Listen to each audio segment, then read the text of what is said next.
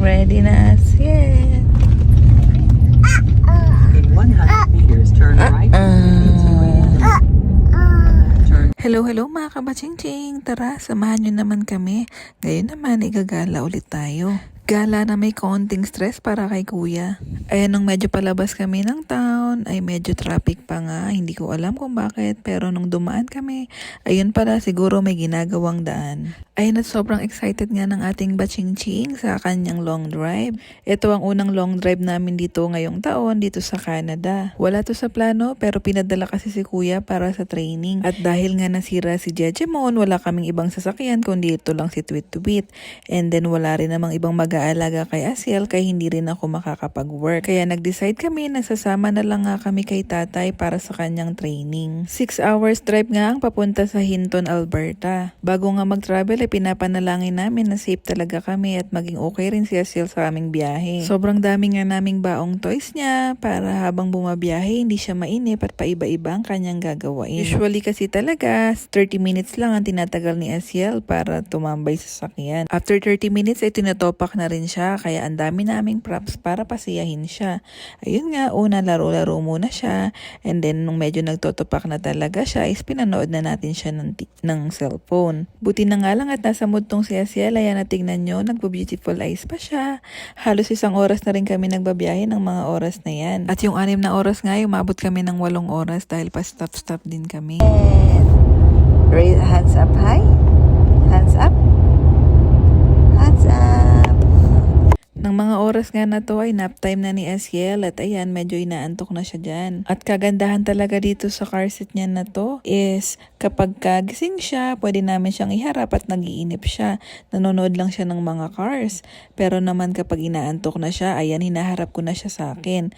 Tapos ayan, nakatulog na rin siya right away. Balak sana namin kumain sa Grand Prairie that was halfway going sa Hinton.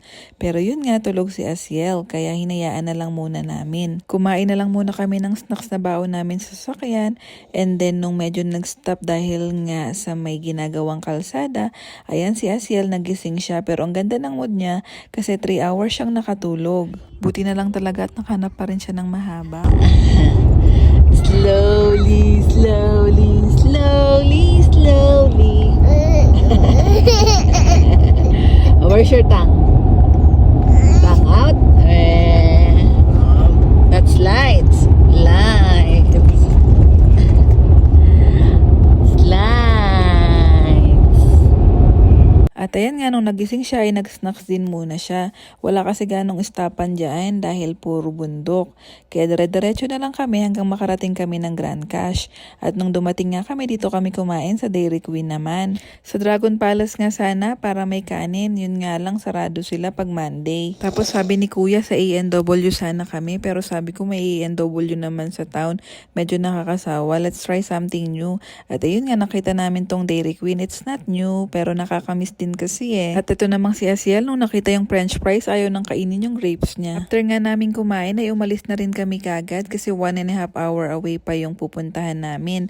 Ayaw naman namin gabihin sa daan kasi nga medyo bundok, baka maraming wild animals. Medyo madalang na nga rin ang mga nakakasalubong naming sasakyan, kaya ayan, si Asiel medyo naiinip. Buti na lang meron din siyang mga libro na baon. At tuwang-tuwa nga ako kasi hindi ko ini-expect yung mga tinatanong ko sa kanya, pinopoint niya talaga. Where's the dog? Where's the dog? Dog. Galing nga. Where's the car? Car. Where's the car? I can see a car. It's color red. Car. Galing nga. Oh, where's the truck?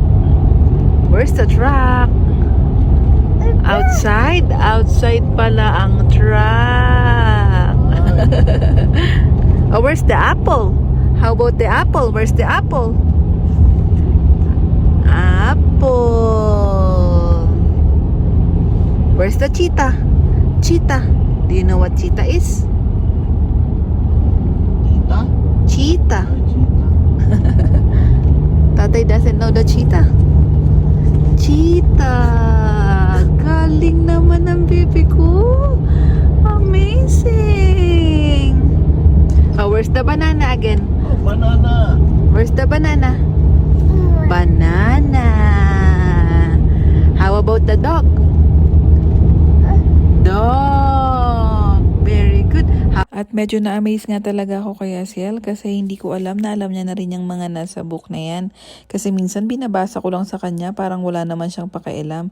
Pero yun pala nakikinig din siya paminsan-minsan. Ang binaon ko nga talaga dito ay yung mga paborito niya ring book. Kasi minsan sa pagbabasa natin ng books, meron silang mga specific na mga bagay na tinatandaan. Hindi nga lang lahat pero still tinatandaan nila pa isa-isa, padalawa-dalawa. Minsan ayaw niya rin na binabasa ko to sa kanya, tinuturo niya lang yung mga pictures na gusto niya. 1, 2, peekaboo! Kaya mga mamshis, huwag niyo ipagsasawalang bahala na iisipin na it's too early para basahan sila ng libro. Kasi isipin niyo, meron silang napipick up kahit isa o dalawang bagay. No pressure naman, pero maganda pa rin na turuan kahit papano, diba? So ayun, going back sa aming gala, dumaan muna kami dito sa Walmart. Nandito na nga pala kami sa town ng Hinton sa mga oras na yan. Namili muna kami ng mga ilang bagay na kailangan namin. Pero yun nga, nakita namin, medyo weird ka ako tong Walmart na to.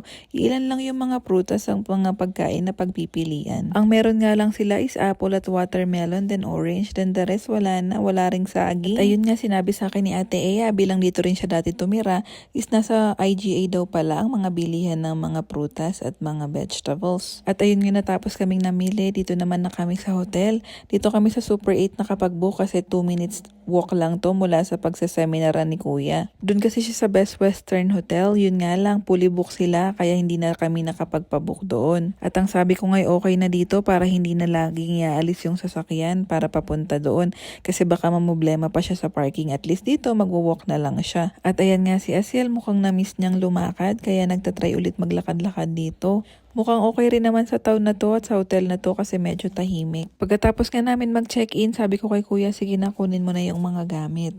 Sabi niya, mauna na nga kayo para pagbuksan niyo ko ng pinto pero hindi ko na-gets, akala ko yung pinto ng room. Yun pala ay pinto ng hotel kasi hindi niya nga naman mabubuksan. Kaya nung nakita niya na kami sa room, sabi niya, sabi ko sa iyo, pagbuksan mo ko ng pinto, ang struggle kaya. Kaya natawa na nga lang ako kasi misunderstanding pala. Pero kasi itong si Asiel, ayun nga nung unang pagdating namin dito, medyo natatakot kasi nga patay yung mga ilaw. Pero later on, nung nilabas na ng tatay niya lahat ng baon naming laruan sa kanya, medyo na-feel at home naman na siya kasi may mga bagay na familiar na sa kanya. Siguro nandun na talaga siya sa stage ng nangingilala at namamahay din. Ayun nga, at pinagduktong namin yung dalawang kama para mas malawak ang lalakaran ni Asiel dahil paborito niya talagang mag-walking dito sa kama. So ayun lang muna mga kabachingsing, salamat sa panonood nyo. Samahan nyo ulit kami sa mga bago pa naming biyahe at adventures na ma-discover. Thank you for watching. Okay, bye!